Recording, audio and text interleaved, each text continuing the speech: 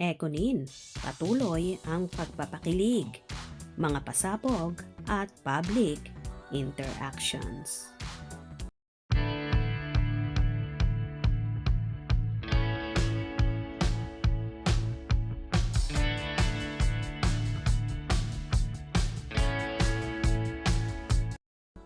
Kung pakilig din lang ang labanan ngayong buwan ng pag-ibig, hindi nagpahuli ang newest celebrity love team na Ekonin. Sa isang nakakakilig na Instagram post, ibinahagi ni Jericho Rosales ang isang super sweet na litrato nila ni Janine Gutierrez habang magkasamang naliligo sa isang pool. Walang kahit anong grand gesture o overly dramatic setup. Just pure, genuine happiness ang makikita sa kanilang mga ngiti habang magkasamang nagdiwang ng Valentine's Day.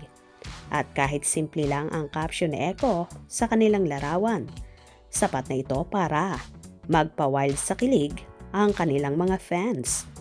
Valentine's Day, kids! Siyempre, hindi rin nagpahuli si Janine at nag-iwan ng short pero nakakakilig na comment. Huhu, cute, cute, cute. Dahil sa larawang ito, hindi na naman mapakali ang Ekonin supporters. Sunod-sunod ang kanilang mga comments na puno ng papuri, kilig, at well wishes para sa dalawa. Narito ang ilan sa mga comment mula sa kanilang fans. Ow, love this. Valentine's Day, guys. Super cute. So much in love. Wow, grabe na kayo Ekonin. Sobrang sweet naman. Baka lang gamin kayo. Nyan.